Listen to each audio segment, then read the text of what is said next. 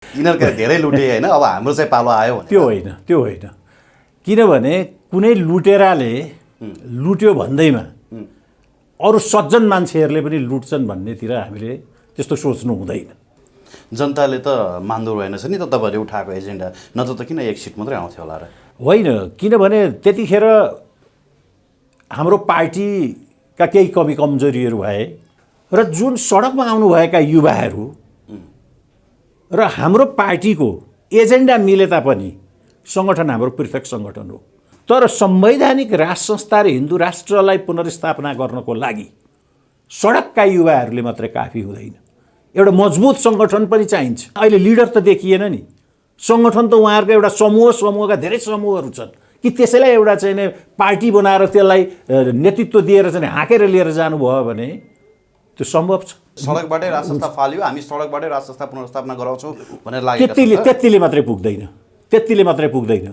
राष्ट्र संस्थालाई ल्याउनको लागि पार्टीको ब्याकिङ चाहिन्छ। सङ्गठित एउटा पार्टी राष्ट्र संस्थाको पछाडि हुनुपर्दछ।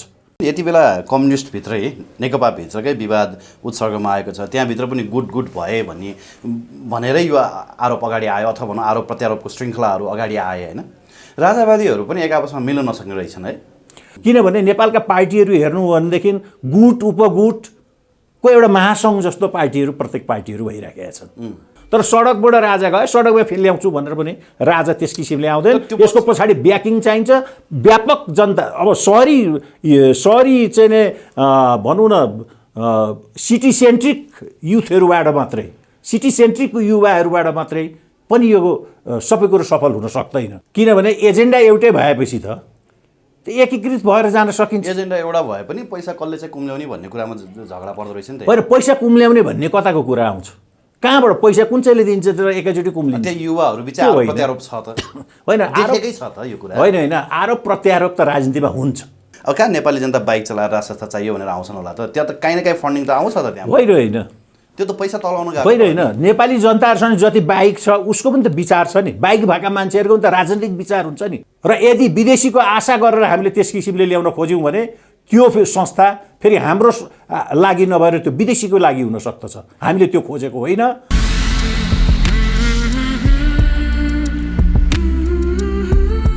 दर्शकबिन नमस्कार, PNPखबर.com को यो विशेष श्रृङ्खलामा आज हामीसँग समसामयिक राजनीतिक कुराकानी गर्नको लागि राष्ट्रिय प्रजातन्त्र पार्टीका वसन्तमान सिंह अधिकारीजी हाम्रो साथ हुनुहुन्छ। सर, यहाँलाई स्वागत छ PNPखबर.com। धन्यवाद। आराम हुनुहुन्छ? आराम छ। ओके, अब राप्रपा नेपालसँग आबद्ध हुनुहुँदो रहेछ। राप्रपा नेपाल या राप्रपा मात्रै? अहिले राप्रपा नेपाल छैन। राप्रपा र राप्रपा नेपाल एकीकरण भएपछि अहिले राप्रपा। यो राजा आउने गन्ध थाहा पाएपछि एकीकरण भएको थियो नि होइन? त्यसो होइन, राजा आउने गन्ध अथवा राजा गएकोमा भन्दा पनि राष्ट्रिय प्रजातन्त्र पार्टीको आदर्श सिद्धान्त नै एउटा वैचारिक धरातल नै चाहिँ के हो भने संवैधानिक राष्ट्र संस्था र हिन्दू राष्ट्र। हाम्रा यी दुईटा एजेन्डाहरूमाथि एउटा पार्टीले गर्ने प्रत्येक कार्य सञ्चालन गर्दा अथवा चाहिँ पार्टीका एजेन्डाहरू नै यी भएको हुनाले गर्दाखेरि हाम्रो पार्टी संवैधानिक राष्ट्र संस्था र हिन्दू राष्ट्रमा विश्वास गर्दछ र यसको पुनर्स्थापनाका लागि अनवरत रूपमा आफ्ना कार्यक्रमहरू र चाहिँ सङ्गठनको निर्माण र आफ्ना विचारहरूलाई जनताको बिचमा अगाडि बढाएर लिएर गइराखेको छ। अहिलेको परिस्थितिमा त तपाईँको पार्टीका नेताहरू त खुसी होला नै, अब फेरि पनि लुट्ने दिन आयो भनेर भित्रभित्रै गदगद होला नि कि यिनीहरूका धेरै लुटे होइन, अब हाम्रो चाहिँ पालो आयो भने? त्यो होइन किनभने कुनै लुटेराले लुट्यो भन्दैमा अरू सज्जन मान्छेहरूले पनि लुट्छन् भन्नेतिर हामीले त्यस्तो सोच्नु हुँदैन। वास्तवमा भन्ने हो भनेदेखि जनताको मसिहाका रूपमा आएका हाम्रा पार्टी भनेर नेपाली कङ्ग्रेस र चाहिँ कम्युनिस्ट पार्टीहरू भए तापनि जनतालाई उनीहरूले ठुलो धोका दिए।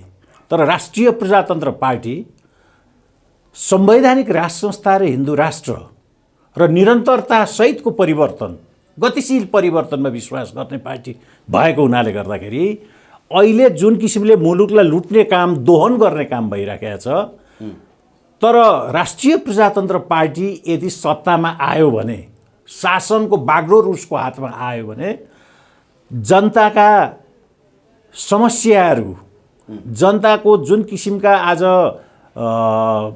समस्याहरू अगाडि बढेर गइरहेका छन्, कठोर भइरहेका छ जनताको जीवन, त्यहाँ बिस्तारै क्रमशः र त्यो चाहिँ नि राष्ट्रिय प्रजातन्त्र पार्टीले जनताको चाहिँ नि घाउमा मलम लगाउने काम चाहिँ गर्दछ। मैले भन्न खोजेको कुरा चाहिँ के हो भने नि, हिजो राप्रपा एउटा ठुलो शक्ति हुँदाखेरि त्यति बेला नेपाली जनताले विश्वास गरेर दिएका थिए नि त राप्रपालाई पनि भोट, होइन? तेस्रो शक्ति थियो नि त राजनीतिक शक्ति। त्यति बेला चाहिँ उनीहरूले राजतन्त्रको कुरा पनि उठाएनन्, होइन? धर्मनिरपेक्षताको कुरा पनि, यो मतलब हिन्दू धर्म चाहिन्छ भन्ने कुराहरूलाई पनि त्यति गहन तरिकाले उठाएनन् जस्तो लाग्छ। अब बिचरा अहिले एक सिट राजेन्द्र लिङ्गदेनको हुँदाखेरि चाहिँ उहाँहरूले त त्यो संसदमा प्रस्तावै हाल्नुभयो। होइन, त्यो होइन। मैले यहाँलाई अघि नै पनि निवेदन गरेँ कि राष्ट्रिय प्रजातन्त्र पार्टी संवैधानिक राज संस्था र हिन्दू राष्ट्रको एजेन्डा लिएर अगाडि बढेको र यसको सिद्धान्त र आदर्श नै यी दुईटा एजेन्डा भएको हुनाले गर्दा राष्ट्रिय प्रजातन्त्र पार्टीको स्थापना कालदेखि भन्दा पनि जब राष्ट्रिय प्रजातन्त्र पार्टी र राष्ट्रिय प्रजातन्त्र पार्टी नेपालको बिचमा एकीकरण प्रक्रियालाई अगाडि बढाएर एकीकरण भइसके पछाडि, त्यस पछाडिदेखि यी दुईटा एजेन्डाहरूलाई अनवरत रूपमा अगाडि बढिराखेको छ। जनताको बिचमा जाँदा सडक र सदनमा राष्ट्रिय प्रजातन्त्र पार्टीले यी दुईटा एजेन्डालाई छोडेको छैन। जनताले त मान्दो रहेनछ नि त तपाईँहरूले उठाएको एजेन्डा, नत्र त किन एक सिट मात्रै आउँथ्यो होला र? होइन, किनभने त्यतिखेर हाम्रो पार्टीका केही कमी कमजोरीहरू भए, पार्टी त्यही बेलामा फुटेर 3 टुक्रा भयो र जुन किसिमले हामीले प्रत्यक्षतर्फ संसदमा उठाउनु, सङ्घीय संसदमा उठाउने उम्मेदवारहरू पनि हामीले कम उठायौँ। त्यो पनि हाम्रो एउटा चाहिँ नि दूरदृष्टि हाम्रो पुग्न सकेन, जसको कारणले गर्दाखेरि हामीले आफ्ना एजेन्डाहरूलाई पुरा सबलीकरणका साथ र मजबुत किसिमले हामीले अगाडि बढाएर लिएर जान सकेनौँ। त्यो हाम्रो कमी कमजोरी भयो र त्यतिखेर जुन रूपमा हामीले त्यतिखेरको चाहिँ नि चुनावको अवस्था र नेपाली राजनीतिलाई हामीले मूल्याङ्कन गर्नुपर्दथ्यो र हामीले स्टेप चालेर अगाडि जानुपर्दथ्यो, त्यसमा हाम्रो केही कमी कमजोरीहरू आएकै हुन्, जसको कारणले गर्दाखेरि हाम्रो सङ्घीय संसदमा एउटा सिट मात्रै चाहिँ नि हामी विजय हासिल गऱ्यौँ। तर एउटा चुनावमा एउटा सिट मात्रै आयो भन्न साथ अब कहिल्यै पनि अरू चाहिँ यसले नै प्रगति गर्दैन पार्टीले भन्ने कुराहरू होइन। राजनीतिमा जनताको चाहिँ नि मुड कहिले के हुन्छ, कहिले के हुन्छ, जनताको चाहना र भावनालाई आत्मसात गरेर हामीले एकीकृत प्रयासद्वारा अगाडि बढ्दै गएको खण्डमा आउँदा दिनहरूमा पार्टीले महत्त्वपूर्ण चाहिँ नि सफलता हासिल पनि गर्न सक्दछ। आशावादी हुनुहुन्छ? आशावादी छौँ, किनभने संसारमा यो ज्वलन्त उदाहरणको रूपमा पनि छ। ओके, अब अहिले चाहिँ काम गर्ने कालु मकै खाने भालु भने जस्तो भयो कि युवाहरू दिनरात अहोरात्र खटिरहेका छन्, आफ्नो गोजीको पैसा सकाएर ठाउँ ठाउँमा सडक आन्दोलन गरिरहेका छन्, युवाहरूको मन जितिरहेका छन्, राजतन्त्रको पक्षमा चाहिँ युवाहरूलाई आकर्षित गराइरहेका छन्। राप्रपा नेपाल त अन्तमा गएपछि पार्टी चलाउने, देश चलाउने चाहिँ राप्रपा नै होला अथवा यही नेपाली काङ्ग्रेस? होइन, यो के भने आज मुलुकमा जुन संवैधानिक राज संस्थाको पुनर्प्राप्तिका लागि र हिन्दू राष्ट्रको पुनर्स्थापनाका लागि आज सडक आन्दोलनमा यहाँले भने जस्तै युवाहरू, उत्साहित युवाहरू आज अगाडि बढिराख्नु भएको छ। यो एउटा स्वागतयोग्य कदम हो र नेपाली जनताको चाहना र भावनालाई मुखरित गर्ने काम त्यो युवा पुस्ताले गरिराखेको छ। न ब्याकअप गरेछ, न आर्थिक रूपमा सहयोग गरेछ, न भावनात्मक रूपमा सहयोग गरेछ। राष्ट्रिय, तर योदेखि पृथक राष्ट्रिय प्रजातन्त्र पार्टी एउटा अभियान मात्रै नभएर यो एउटा पार्टी पनि हो। किनभने यसको इतिहास पनि अब पुरानो भइसक्यो, 30-31 वर्ष त्यो पार्टी स्थापना भएको चाहिँ इतिहास पनि भयो र जुन सडकमा आउनुभएका युवाहरू र हाम्रो पार्टीको एजेन्डा मिले तापनि सङ्गठन हाम्रो पृथक सङ्गठन हो र हामीले बहुदलीय शासन पद्धतिको आधारबाट नै आफ्ना पार्टीका कार्यक्रमहरू हामीले निर्धारण गर्नुपर्दछ। हाम्रो सङ्गठनको चाहिँ खाका पनि त्यही किसिमको कोर्नु पर्दछ र त्यस किसिमको एउटा सङ्गठित र एकीकृत प्रयासलाई हामीले जनताको माझमा लिएर जानुपर्दछ। यो हाम्रो अलिकति बेग्लै कुराहरू छ। तर संवैधानिक राज संस्था र हिन्दू राष्ट्रलाई पुनर्स्थापना गर्नको लागि सडकका युवाहरूले मात्रै काफी हुँदैन, एउटा मजबुत सङ्गठन पनि चाहिन्छ। त्यसो भए अहिले उफ्रेका युवाहरूले राज संस्था फिर्ता ल्याउन होइन, यो त तपाईँले भन्नु खोजेको त्यही हो त? त्यो होइन मैले, किनभने उहाँहरूको सङ्गठित प्रयास, तर त्यसमा अहिले लिडर त देखिएन नि। सङ्गठन त उहाँहरूको एउटा समूहका धेरै समूहहरू छन् कि त्यसैलाई एउटा चाहिँ नि पार्टी बनाएर त्यसलाई नेतृत्व दिएर चाहिँ हाँकेर लिएर जानुभयो भने त्यो सम्भव छ।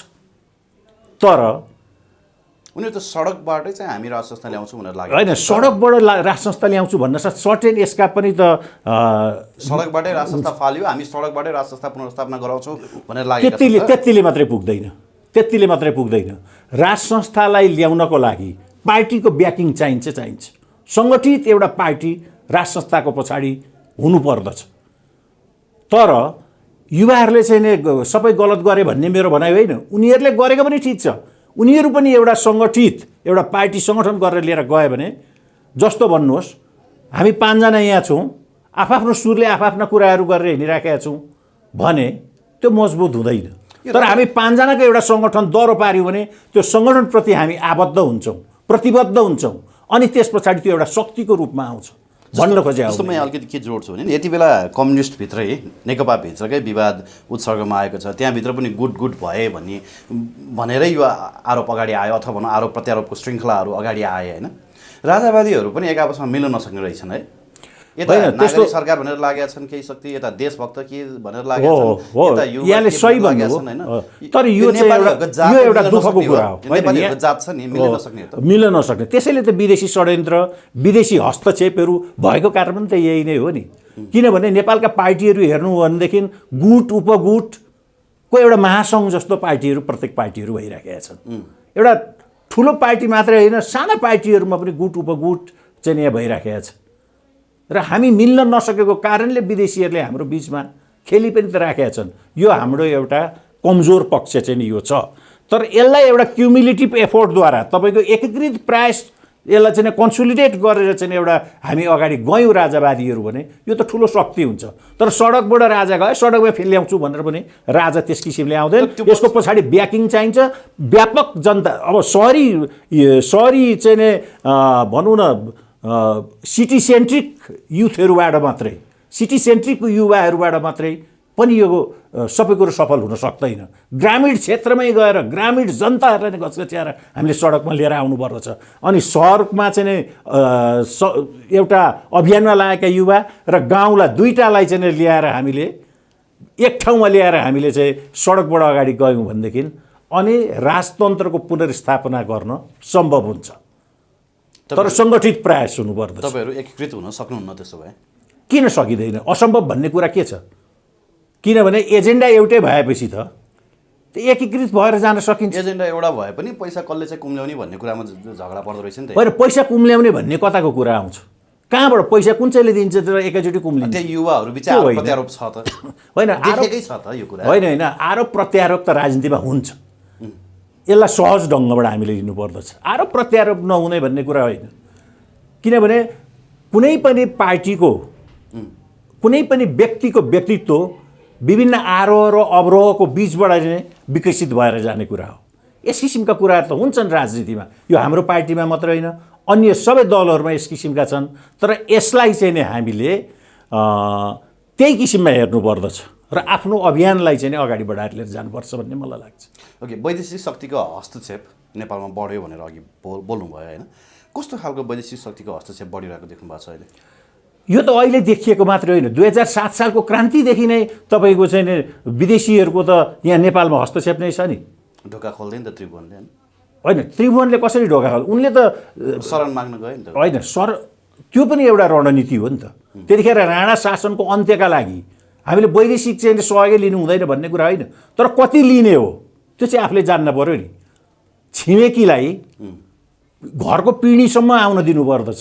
आँगनको पिँढी हुन्छ नि हाम्रो गाउँमा, तर घरैभित्र छिराएपछि त अनि त्यसले त उदाङ्ग पारिदिन्छ नि। तर छिराउने प्रधान होइन, प्रधान हो त्यतिखेर भयो। त्यतिखेर ठुलो कमजोरी भयो, किनभने राजा त्रिभुवनको पिए नै इन्डियन थियो, सल्लाहकार इन्डियन थियो। त्यतिखेर हो राणाहरूको त्यत्रो 104 वर्षको जानीय शासनको अन्त्य भएपछि अब हामी चाहिँ आजाद हुन्छौँ, हामी स्वतन्त्र हुन्छौँ भन्ने एउटा उल्लासका साथ अगाडि बढ्दाखेरि सँगसँगै विदेशी शक्ति छिर्यो त्यतिखेर र त्यसले धेरै पछिसम्म पनि आफ्नो हैकम मुलुकमा जमायो। जस्तै उत्तरी चेकपोस्टहरूका कुराहरू, यी सबै इतिहासमा कुराहरू हामीलाई जजाएर 7 सालले निम्त्या त्यो भयो। र राजा महेन्द्रले त्यस पछाडि यस किसिमको परिस्थितिले अब मुलुक भोलि नरहन पनि सक्दछ भनेर एउटा राष्ट्रवादी अभियान अथवा राष्ट्रवादी अडान लिएर र विदेशीहरूको चाहिँ जुन किसिमको हस्तक्षेपको क्रम अगाडि बढ्दै यस मुलुकमा गएको थियो त्यसलाई निस्तेज पार्ने काम राजा महेन्द्रबाट भयो। त्यस कारणले गर्दाखेरि विदेशीहरूले चलखेल गर्न खोज्छन्, तर हामीले बुझ्नु पर्यो कि उनीहरूको सहयोग हामीले कतिसम्म लिने। यहाँका दल, यहाँको सरकारले यो कुरा जान्ने कुराहरू। त्यसो भए अहिले ठाडो वैदेशिक हस्तक्षेप देखिरहनु भएको छ तपाईँहरूले? ठाडो वैदेशिक हस्तक्षेप छ नि। अब जस्तो भारतीय गुप्तचर संस्थाका प्रमुख सामन्त गोयल लगायत उनको टिमले आएर प्रधानमन्त्रीलाई भेट्यो। डिप्लोमेटिक पासपोर्टमा आएको भनेर यहाँबाट भने गभर्मेन्टले, तर ऊ डिप्लोमेटिक पासपोर्ट नदेखाइकन आयो। एउटा प्रधानमन्त्रीको अर्को प्रधानमन्त्रीले चाहिँ उसले सरकारी प्रतिनिधि पठाउँछ, परराष्ट्र मन्त्रालयको सचिव पठाउन सक्छ, परराष्ट्र मन्त्री आउन सक्दछ, तर एउटा गुप्तचर संस्थाको चाहिँ प्रमुखलाई पठाएर 3 घण्टासम्म यहाँ राति वार्ता भयो। यो जगजाहेर सबै एउटा मिडियाहरूद्वारा बाहिर चाहिँ प्रसारित भएका कुराहरू पनि आउँदैछ नि त। यसले चाहिँ हो, अब आउँछ, त्यो ठिक हो, त्यो ठिक हो। अनि त्यसले वार्ताको ढोका त खोल्दियो भन्छ नि, के पछि हो चाहिँ? होइन, वार्ताको ढोका त खोल्यो, तर कस्तो किसिमको वार्ताको ढोका खोल्यो भन्न खोजेको कुरो के हो भने डिप्लोमेटिक तपाईँको सीमा विवाद थन्किएर एक ठाउँमा भारतले चाहिँ वास्तै नगरेको अवस्था थियो नि त। वार्ताको ढोका एउटा टेबलमा बस्ने, वार्ता गर्ने, अथवा को राइट को रङ भन्ने कुरा त त्यहाँबाट जजमेन्ट होला नि त। होइन, मेरो भनाइ के भनेदेखि एउटा प्रधानमन्त्रीको प्रतिनिधि अर्को मुलुकको प्रधानमन्त्रीसँग भेट्नको लागि गुप्तचरको प्रमुख आउने होइन, उसले परराष्ट्र मन्त्री, परराष्ट्र मन्त्रालयका अन्य कर्मचारीहरूलाई पठाउँछ। तर यहाँ त गुप्तचरलाई पठाए नि। नरवानेको भ्रमण सुरक्षा दृष्टिकोणले पनि चाँजो पाँजो मिलाउँथ्यो होला नि। त्यो होइन, उसले त्यो भ्रमणको चाँजो पाँजो नै मिलाउनु पर्दैन। के यो पहिलोचोटि भएको नरवानेको भ्रमण हो र? भारतीय सेनाध्यक्षको भ्रमण त परापूर्व कालदेखि भइराखेको छ। दुई देशका बीचका प्रधान सेनापतिहरूको बीचमा बेसी विरोध थियो नि त। होइन, जति विरोध भए तापनि त्यो त दुईटा सरकारका प्रतिनिधिका बीचमा कुराकानी भएपछि हुन्छ नि। त्यो एउटा रेगुलर कोर्स थियो नरभाँडेको। यो भारतीय चाहिँ प्रधान सेनापति आएर नेपालबाट महारथीको चाहिँ सम्मान प्राप्त गर्ने र नेपालको प्रधान सेनापति गरेर भारतको चाहिँ प्रधान सेनापति गर्ने भने यो त एउटा के भने सुरुदेखि नै एउटा दुवै राष्ट्रहरूले यो एक्सचेन्ज गरेको कुराहरू। तर यो सीमा विवादको समयमा एक किसिमको दुश्मनी जस्तो थियो नि त। नरवानेले नै नेपालको बारेमा चाहिँ नेपालले चाहिँ चीनको उक्साहटमा भारतीय सीमामाथि धावा बोल्यो भनेर त बोलेका थिए नि त। त्यो हिसाबले पनि नेपालमा विरोध पनि भयो, नेपालीहरूको मन कुडिएको पनि थियो। नेपालीहरूले कुडियो कि कुडिएन? कुडियो नि, किन कुडिँदैन? आफ्नो मुलुकलाई जुन किसिमको चार्ज राख्छ, यहाँ त यो चाहिँ कम्युनिस्ट पार्टीको सरकारले केही गल्ती गर्यो भन्ना साथ हामीलाई राष्ट्रको माया हुँदैन र राष्ट्रको यिनीहरूभन्दा जिम्मेदार नागरिक हामी हौँ भन्ने हामीले महसुस गरेका छौँ। त्यो कुडिन्छ, त्यो नहुने कुराहरू होइन।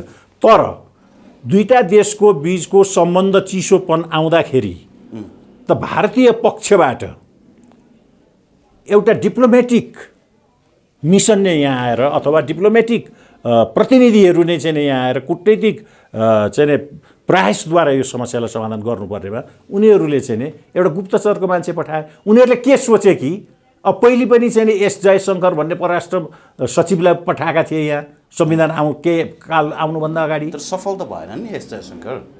होइन, सफल भएन। अनि अब होइन, त्यो सफल भएनन्। अनि इन्डियनले अथवा भारतीय प्रधानमन्त्रीले महसुस गरे राजनैतिक क्षेत्रबाट राजनैतिक प्रतिनिधि पठाउँदाखेरि यिनीहरू चाहिँ मान्दा पनि मान्दैनन्, हामीले भनेको गर्दैनन्। र यिनीहरू भनेका 12 बुँदे जुन सम्झौता भयो त्यस पछाडिदेखि नेपालको राजनीति र नेपालको मात्रै होइन, साउथ एसियाको राजनीतिमा रहले नै बढी चलखेल गर्छ। नेपाल, बङ्गलादेश, भुटान, श्रीलङ्का, मालदिभ्स, यतातिर बढी चाहिँ नि पाकिस्तान, यहाँ चाहिँ नि रको हैकम चल्ने हुनाले यी नेपालका यी अहिलेका सत्ताधारी नेताहरू हिजो रद्वारा सञ्चालित भएको हुनाले गर्दा बरु रकै चाहिँ नि चिफलाई पठाइदियो भनेर पठाएको पनि हुन सक्दछ। त्यो भयो भनेदेखि यिनीहरूले मान्छन्। एउटा कूटनैतिक प्रतिनिधिहरू पठाउँदाखेरि यिनीहरूले केही टेरपुच्छर लगाएनन् हिजोको दिनमा पनि भनेर पठाइदिएको हुनसक्छ। यिनीहरूलाई ठेगान लाउन त यिनीहरूद्वारै जुन किसिमको शुभलाभ गर्नेदेखि केही चाहिँ नि फाइदा लिने कामहरू चाहिँ नि रद्वारा नै यी नेपालका नेताहरूले, यो कम्युनिस्टहरूले गरे हुनाले गर्दा भनेर पनि गरेको हुनसक्दछ। वसन्त सर, मलाई अचम्म कहाँ लाग्छ भने नि, राजावादी भन्ने साथीहरू हामी राष्ट्रवादी भनेर उफ्रिन्छन् होइन, तर देशको सिमाना मिचिँदा पनि उहाँहरू बोल्नुहुन्न। भारतीय गुप्तचर एजेन्सी नेपालमा आउँदा पनि बोल्नुहुन्न। अनि नरवाडेको भ्रमणमा पनि कसैले पनि विरोध जनाएनन्। कसै एउटा नेपालीले कालो झन्डा देखाउने दम देखाएनन्। राजावादीहरूले चाहिँ भारतको विरोधै गर्नु नहुने हो?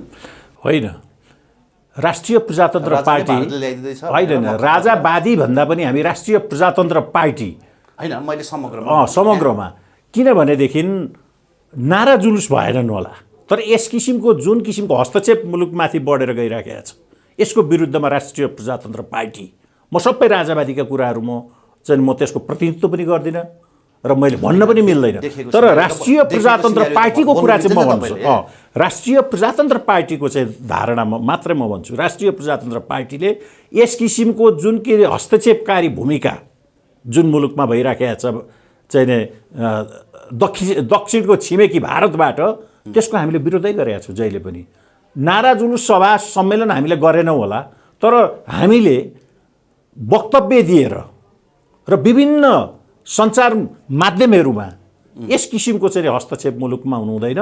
किनभने नेपाल सानो भए पनि एउटा सोभरेन कन्ट्री हो, सार्वभौम सत्ता सम्पन्न राष्ट्र हो र यस्तो सार्वभौम सत्ता सम्पन्न राष्ट्र र क्षेत्रीय अखण्डता जहिले पनि अक्षुण्ण कायम रहेको मुलुकलाई यस किसिमको हेपाइती किसिमले चाहिँ व्यवहार गर्नु हुँदैन भनेर राष्ट्रिय प्रजातन्त्र पार्टीले सधैँभरि नै यसको विरोध गरिराखेको छ। तर त्यो इन्डियाको हेपा प्रवृत्ति त 7 सालदेखि नै सुरु छ होइन? होइन, जब मानेन उसले नाकाबन्दी लगाइदिन्छ। होइन, नाकाबन्दी लाउँछ। हाम्रो एउटा जियो पोलिटिकल सेटिङ पनि त्यही किसिमकै भयो र हामीलाई दुःख दिने काम उसले गरिराखेको छ र त्यो जुन बेलामा दुःख दिइराखेको छ भारतले, त्यसको विरुद्धमा राष्ट्रिय प्रजातन्त्र पार्टीले आफ्ना आवाजहरू बुलन्द गरिराखेकै छ। तर त्यो आम सञ्चार माध्यममा देखिँदैन होइन, आम सञ्चार माध्यममा अब व्यापक रूपमा नआएको हुन सक्दछ, त्यो कभर नगरेको हुन सक्दछ, तर अन्य सञ्चार माध्यमहरूमा त त्यो आएकै छ। ओके, अब नेकपाभित्रको विवादको थोरै कुराकानी गरौँ। यो विवादलाई कसरी हेर्नु भएको छ होइन? यो विवादले अब देशलाई भड्खालोमा पुर्याउँछ भनेर केही विश्लेषकहरू त्यसरी पनि बोलिरहेका छन्, के भन्नुहुन्छ तपाईँ? होइन, कम्युनिस्टहरूको बिचमा जुन किसिमको अहिले झगडाहरू भइराखेको छ यो स्वाभाविक कुरा हो। किनभने नेकपा एमाले र नेकपा माओवादी दुईटा पार्टी र यसका नेताहरू यी बेग्ला बेग्लै धातुबाट बनिएका चिज हो। यो एक ठाउँमा आउन सक्ने कुरै होइन। यो उनीहरूको जुन एकता भयो यो चाहिँ नि तपाईँको जेनेटिकल मिस्टेक भएको जस्तो मलाई लाग्छ। किनभने यो एकता धेरै दिन टिक्ने खालको एकतै होइन। नेकपा एमालेहरू भनेको वास्तवमा भन्ने हो भने मार्क्सवाद लेनिनवादलाई आफ्नो गाइडलाइनको रूपमा लिएर हिँड्ने पार्टी हो। माओवादीहरू भनेको एउटा डिस्ट्रक्टिभ टाइपको लाइनमा गएको पार्टी हो। स्टालिनवादीहरू यिनीहरू र स्टालिनले पनि लेनिन मर्ने बेलामा लेनिनको श्रीमती नजादा क्रुस्कायालाई बहुत दुःख दिएको थियो त्यतिखेर। भन्नाले उनीहरूको चाहिँ नि सैद्धान्तिक धरातल नै कम्युनिस्ट नै भए तापनि एउटा हार्डकोर लेफ्ट र एउटा चाहिँ सफ्ट टाइपको चाहिँ लेफ्टको बिचको यो एकीकरण र 12 वर्षसम्मको जुन किसिमको द्वन्द्वमा फसेको एउटा पार्टी जसले 17,000 मान्छे मार्यो र नेकपा एमाले जो बहुदलीय जनवादको नाममा उसले बहुदलीय शासन पद्धतिमा आत्मसात गरेर अगाडि हिँडेको पार्टी, यी दुईटा पार्टीको बिचमा जो एकीकरण भयो यो नै अप्राकृतिक थियो, यो अप्राकृतिक गठबन्धन थियो। र राजनैतिक वृत्तबाट हेर्दाखेरि यो पार्टी धेरै दिनसम्म एक भएर जाँदैन भन्ने राजनीति शास्त्रका पण्डितहरूले पहिले नै यो विचार गरिसकेको कुरा हो। र आज जुन कुरो भइराखेको छ र यिनीहरूको बिचको यो जुन एकता गर्ने भनेर अगाडि अझै पनि प्रयास गरिराखेका छन्, तर वास्तवमा यिनीहरूको यो एकता हुँदैन र आज कुरो मिलाए पनि भोलि कुरा पर्सि यो विस्फोट हुन्छ। र संसारमा सबभन्दा बढी फुट्ने पार्टीहरू नि कम्युनिस्ट पार्टीहरू नै हुन्। र नेपालकै सन्दर्भमा पनि भन्नुहुन्छ भने यहाँ त कति टुक्रा भए र यो रहँदैन। र जनताले एउटा बहुदलीय बहुमत ल्याएको सरकार भयो भनेदेखि मुलुकले एउटा शान्तिको सास फेर्न सक्छ र शान्ति अमन चैन मुलुकमा कायम हुन्छ भनेर चाहिँ कम्युनिस्टहरूलाई 2/3 चाहिँ बहुमत दिएर पठाए। तर उनीहरूले आज जनताको बिचमा जनताहरूलाई चाहिँ धोखाधडी गर्ने काम गरे, जनतालाई चाहिँ दुःख दिने काम जुन किसिमले गरे। र यो खालको नाम मात्रै कम्युनिस्ट, फेरि हेर्नुहोस् है, उनीहरू वास्तवमा भन्यो भने बुर्जुवाजीहरू। बुर्जुवाजी भनेको के हो भन्नु होला भने आफूलाई कम्युनिस्ट भन्छ, सर्वहाराको म नेतृत्व गर्छु भन्छ, सर्वहाराको दिनहीन जनताको चाहिँ म उनीहरूको चाहिँ सेवा गर्छु भनेर आउँछ। तर उसको भित्री इच्छा चाहिँ के हुन्छ भने पुँजीपति हुने इच्छा हुन्छ, पुँजीवादतिर जान खोज्छ। ऊ प्रतिनिधि सर्वहाराको भन्छ, अनि ऊ सर्वहारा पनि रहन सक्दैन, ऊ पुँजीपति पनि हुन सक्दैन। र बिचमा पेन्डुलम जस्तो हुन्छ, त्यसलाई भनिन्छ बुर्जुवाजी। र तिनै बुर्जुवाहरूको आज मुलुकमा शासन छ, जसको हिजो चप्पल चाहिँ फड्कार्दै हिँडेका नेताहरू एकाएक यो 30 वर्षको बिचमा कसरी चाहिँ उनीहरू सम्पन्न भएर गए त? कहाँबाट त्यो पैसा आयो त? न व्यापार छ न बिजनेस। भन्नाले मुलुकलाई जनतालाई दोहन गर्ने काम जुन भयो र विदेशी एजेन्ट भएर विदेशीका पैसाहरू पश्चिमाहरू भन्नुहोस् अथवा विदेशीको एजेन्टको रूपमा उनीहरू आएर आज चाहिँ धन दौलत पनि प्रशस्त आर्जन गरे, गरिबको प्रतिनिधित्व गर्छु भनेर आए चुनावमा जितेर। तर वास्तवमा भन्ने हो भनेदेखि उनीहरूले एउटा प्रतिक्रियावादीहरूको सेवा गरेर उनीहरू पुगिराखेका छन्। त्यस कारणले गर्दाखेरि यस्तो किसिमको नौटङ्कीवाला चाहिँ शासन यो धेरै दिन जाँदैन। अब जनताहरू यिनीहरूद्वारा आजित भइसकेका छन् र कुनै पनि बेलामा मुलुक एउटा विस्फोटनको स्थितिमा छ र नेपाली आकाशमा कालो बादल मडारिराखेको छ। कुनै पनि एट एनी मोमेन्ट, कुनै पनि बेलामा यहाँ एउटा ठुलो राजनीतिक विस्फोट हुन सक्ने खतरा आज महसुस भइराखेको छ। कस्तो त्यो राजनीतिक विस्फोट भन्नाले कस्तो खालको हुनसक्छ त्यो? अब त्यो विस्फोट दीर्घकालीन द्वन्द्वमा पनि जान सक्छ यो मुलुक, किनभने अन्तर्राष्ट्रिय क्षेत्रबाट पनि यो मुलुकलाई सेन्सिटिभ रूपमा हेरिएको छ। स्ट्राटेजिक पोइन्ट अफ भ्यूबाट हेर्ने हो भनेदेखि एउटा महत्त्वपूर्ण एउटा भूभाग हो नेपाल। दुई भिन्न चाहिँ वाद भएको राजनीतिक व्यवस्था भएका जनवादी गणतन्त्र चीन र लोकतान्त्रिक भारतको बिचमा अवस्थित हाम्रो मुलुक एउटा डाइनामाइट भएर पनि यो चाहिँ हुन सक्दछ, ब्रस्ट हुन सक्दछ। यदि त्यो ब्रस्ट भयो भने हामी त सकिन्छौँ। हाम्रो त ओह्रालो यात्रा सुरु हुन्छ। तर भारत र चीनलाई पनि यसले ठुलो असर गर्दछ, किनभने अमेरिकाले यहाँनिर चाहिँ फ्री टिबेट मुभमेन्टको लागि उसले पनि उहाँबाट आँखा हेरिराखेको छ। अब चीन र भारतसँग मात्रै रहेन, जस्तो 12 बुँदे सम्झौता भयो। 12 बुँदे सम्झौता भएपछि राजालाई फ्याँकेपछि, हिन्दू राष्ट्र फ्याँकेपछि हाम्रै हातमा भइहाल्छ नि, नेपाललाई चाहिँ हामीले चाहिँ नचाउन सक्छौँ भन्ने हिसाबले जुन भारतले हेरेको थियो। आज पोलिटिकल डाइनामिक्स चेन्ज हुँदा जुन किसिमको एउटा चाहिँ राजनैतिक गतिशक्ति यस मुलुकमा चाहिँ अगाडि बढेर गइराखेको छ, त्यसले के देखियो भनेदेखि अब भारतको हातमा पनि नेपालको राजनीति रहेन, ऊ पनि अब निक्रियो नेपालको राजनीतिमा। त्यही भएर ऊ अब ऊ अब त्यसलाई चाहिँ नि व्यवस्था फैलाउँछ। ऊ आफ्नो हिसाबले एउटा म्यानेजमेन्ट गर्न खोज्दैछ, तर उसलाई पनि धेरै मुस्किल छ। हिजो राजा र हिन्दू राष्ट्र उ गरेपछि त मेरै हातमा आउँछ भन्थ्यो नि। जब त्यसैको प्रायश्चित गरेर अब कोर्स करेक्सनमा जाँदै अहिले सडकमा उफ्रिएका युवाहरूलाई फन्डिङ गर्ने त्यही भारत हो त। हेर्नुहोस्, यो आफूलाई थाहा नभएको कुरा भन्नु हुँदैन। त्यो फन्ड त कहीँबाट चाहिन्छ होइन, फन्डिङ नेपाली जनताले पनि त फन्डिङ गर्न सक्छ नि। होइन, नेपाली जनताले भोलि गएर अब राज संस्था भन्ने कुरा त के हो भनेदेखि तर सुरुवातको लागि त फन्डिङ चाहियो नि त। होइन, यी पनि त चन्दा उठाएर गर्न सक्छ नि त उनीहरूले। किन विदेशीको एउटा कुरा चाहिँ के भने होइन, किनभने नेपालको राज संस्था नेपाली जनताले ल्याउने हो, विदेशीले ल्याउने होइन। तर यहाँ त विदेशीले बेसी ल्याउने चाहना भयो भन्छ नि त। होइन, त्यो कसैको विचार हुन सक्छ। तपाईँले भर्खरै भन्नुभयो होइन, भारतको इन्ट्रेस्ट त बाँझियो। उसले 12 बुँदेबाट जुन आशा एक्सपेक्टेसन गरेको थियो बाँझियो नि त। तर मेरो भनाइ के उसले आज नेपालको माइक्रो म्यानेजमा, नेपालको राजनीतिको माइक्रो म्यानेजमेन्टमा चिनियापछि हाबी भयो।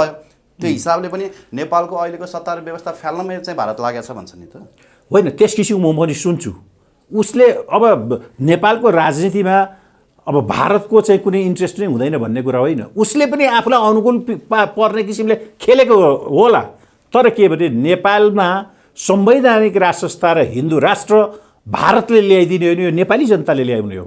नेपाली जनताले आन्दोलनद्वारा हुन सक्दछ, चुनावको माध्यमद्वारा हुन सक्दछ, अथवा कुनै पनि माध्यमद्वारा नेपाली जनताले ल्याउने हो। अब भारतको कुरा, चीनको कुरा कसैले चाहिँ एउटा सहानुभूति राख्छन् भनेदेखि त अब उनीहरूलाई तैँले पाउँदैन सहानुभूति राख्न भन्न मिल्दैन। तर के हो भनेदेखि यो वास्तवमा राज संस्था ल्याउने भन्ने कुरा, हिन्दू राष्ट्र ल्याउने भन्ने कुरा यो नेपाली जनताले ल्याउने हो। सद्भावना हुन सक्छ विदेशीहरूको, त्यो बेग्लै हो, तर ल्याउने चाहिँ नेपाली जनताले नै हो। र अनि मात्रै हाम्रो चाहिँ तपाईँ त्यहाँ हेर्नुहोस् न, नेपाली जनता भात खान नपाएर खुला मञ्चमा बसेका छन्, नेपाली जनता उपचार नपाएर मरिरहेका छन् होइन। अब कहाँ नेपाली जनता बाइक चलाएर राज संस्था चाहियो भनेर आउँछन् होला त। त्यहाँ त काहीँ न काहीँ फन्डिङ त आउँछ त त्यहाँ। होइन, त्यो त पैसा तलाउन गएको होइन। नेपाली जनताहरूसँग जति बाइक छ उसको पनि त विचार छ नि। बाइक भएका मान्छेहरूको पनि त राजनीतिक विचार हुन्छ नि। उनलाई पनि मुलुकको आज ओह्रालो यात्रामा जुन लागिराखेको छ, समृद्धि र विकासको यात्रामा लान्छु भन्ने कम्युनिस्टले ओह्रालो यात्रा जब मुलुकको गराइराखेको छ भने ती बाइक भएका, मोटर भएका मान्छेहरू त नेपाली नागरिक हुन्। र उनीहरूसँग आफूसँग भएको इनर्जी, आफूसँग भएको चाहिँ धन दौलत त्यो आन्दोलनमा होम्न सक्छन् नि। त्यस किसिमले पनि त आएका हुन सक्दछन्। किनभने एउटा सद्भावना, नेपालको भू राजनीतिक स्थिति र नेपालकोमा को चाहिँ नि अस्तित्वमाथि कुनै असर पर्यो र पश्चिमाहरूद्वारा यहाँ चाहिँ हस्तक्षेप भयो अथवा चाइनिजहरू यहाँ नेपालमा चाहिँ आयो भनेदेखि भोलि हाम्रो सोभरिन्टीमाथि पनि असर पर्छ भनेर भारतले उसले पनि त यहाँ इन्ट्रेस्ट त राख्न सक्छ नि त। तर यसको मतलब के भनेदेखि अब उसैले फन्डिङ गरेर राजा ल्याइदिने भन्ने कुराहरू होइन। होइन, फन्डिङ चाहिँ गरिरहेको छ होला भन्न खोजेँ कि मैले। होइन, तपाईँलाई लाग्छ नि फन्डिङ गरिरहेको छ? होइन, मलाई लाग्दैन। किनभनेदेखि उसले सद्भावना चाहिँ नि गर्यो होला, कुनै एउटा व्यक्तिलाई केही गर्यो होला। तर वास्तवमा हामीले राज संस्था र हिन्दू राष्ट्र ल्याउने भनेको हामी नेपालीले नै हो। हामीले आफ्नो ताकतमा अडिएर, आफ्नो खुट्टामा चाहिँ अडिएर हामीले ल्यायौँ भनेदेखि त्यो राष्ट्रवादी हुन्छ। र जुन किसिमको एउटा चाहिँ राष्ट्रियता र क्षेत्रीय अखण्डता र सार्वभौमिकता जुन कमजोर भएर गएको छ, त्यसको लागि राज संस्था र हिन्दू राष्ट्रको पुनर्स्थापना चाहिँ हामीले आफ्नै बलमा ल्याउनु पर्दछ। र यदि विदेशीको आशा गरेर हामीले त्यस किसिमले ल्याउन खोज्यौँ भने त्यो संस्था फेरि हाम्रो लागि नभएर त्यो विदेशीको लागि हुन सक्दछ। हामीले त्यो खोजेको होइन। र एउटा राष्ट्रवादी शक्तिको चाहिँ नि होइन, 7 सालमा ल्यायो होला। तर 7 सालबाट आज कति वर्ष भयो त? 70-75 वर्षको बिचमा राजनीतिको पानी पनि धेरै बगिसक्यो। ठुल्ठुला परिवर्तनहरू आए।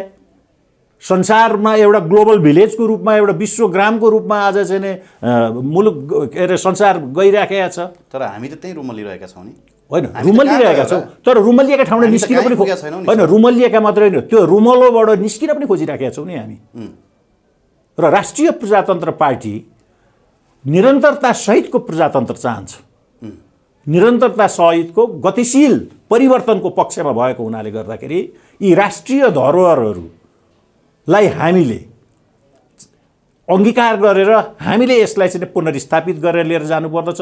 र अहिले संसारको राजनीतिमा पनि एउटा गतिशील परिवर्तनको लागि, जस्तो कम्युनिस्टहरूले चाहिँ नि क्रमभङ्गताको कुरा भन्छन् नि, प्रचण्डले भन्थ्यो नि, तर हामीले त्यस किसिमले होइन, क्रमाङ्गत विकासको रूपमा गतिशील परिवर्तन गरेर लिएर जानुपर्दछ। जस्तो चीनकै कुरा गर्नुहुन्छ भनेदेखि अहिले सी जिनपिङले नयाँ चीनको निर्माण गर्नको लागि त्यहाँ पनि कन्फ्युसियस चाहिँ नि एजुकेसन पढाउन सुरु गर्यो। कन्फ्युसियसको बारेमा र त्यहाँको पुराना सभ्यता संस्कृति र परम्पराहरू पढाउनको 17 लाख त टिचर तयार गरेको छ चाइनाले अहिले। किनभने पुराना आफ्ना धरोहरहरू कायम भएनन् भने राष्ट्रको अस्तित्व कायम हुँदैन र पुरानो धर्म संस्कृति रीतिरिवाजको जगमा नै आधुनिकतालाई अगाडि बढाएर लिएर जानुपर्दछ र आधुनिक नेपालको निर्माण गर्नुपर्दछ भने जस्तै चीनले पनि अहिले सी जिनपिङले चिनिया राष्ट्रपतिले पुराना कुराहरू जुन सांस्कृतिक धार्मिक र सभ्यताका कुराहरूलाई र कन्फ्युसियस एजुकेसन गरेर अनि त्यस जगमा मात्रै गणतन्त्र चीनलाई अगाडि बढाएर लिएर जानुपर्छ उनीहरूले गरिराखेका छन्। त्यस कारणले गर्दाखेरि हामीले त्यस खाना वेस्टर्न लाउन लाउन वेस्टर्न चाहियो। नेपालीहरूलाई त केही उनै छैन नि। नेपालीहरूलाई त बुद्धलाई त बन्दुक बोकाइदिए हिजो होइन, त्यो तपाईँले सही कुरा भन्नुभयो। किनभने यहाँनिर बढी सुपरफिसियल कुराहरू भए, सपनाहरू चाहिँ नि आज टिकटकमा रमाउने जम्मा होइन। तपाईँले भने जस्तो कन्फ्युसियसको थ्योरी होइन अथवा बुद्धको थ्योरी त्यसैले होइन, त्यो भनेको आधुनिकता हो। तर जग सहितको त्यो चाहिँ नि तपाईँको चाहिँ नि टिकटक भन्नु होला अथवा चाहिँ नि विभिन्न अहिलेका मोडर्न टाइपका चाहिँ नि तपाईँको चाहिँ नि एउटा सामग्रीहरूका कुराहरू छन्, तर त्यसको पनि जग हुनु पर्यो। तर यहाँ त के भयो भन्नु होला भनेदेखि सपना ठुल्ठुला बाँडिए, काम भनेको केही पनि भएन। अहिले पनि त्यस्तै भएछ, अहिले भइराखेको छ। त्यसैले गर्दाखेरि हाम्रो चाहिँ नि इकोनोमी पनि त हाम्रो राष्ट्रिय अर्थतन्त्र कहिले बलियो हुन सकेन नि। यो चाहिँ आयातित वस्तुहरूले नै हाम्रो सबै घर गरेको हुनाले गर्दाखेरि हाम्रो अर्थतन्त्र पनि बलियो हुन सकेन। हाम्रो उत्पादन हाम्रो कमजोर भएर गयो। हाम्रो उत्पादनै छैन। हाम्रो इकोनोमी नै चाहिँ नि इम्पोर्टेड इकोनोमी छ। ठिक छ सर, त्यो इकोनोमीको बारेमा फेरि पनि कुराकानी गरौँ र आजको लागि चाहिँ समय समाजको लागि धन्यवाद दिन चाहन्छु सर। र यहाँहरूले पनि आफ्नो लोकप्रिय अनलाइन टेलिभिजनबाट मेरा विचारहरू जनताको बिचमा राख्ने जुन मलाई शुभ अवसर प्रदान गर्नुभयो यसका लागि यहाँहरूलाई पनि म हार्दिक धन्यवाद दिन चाहन्छु।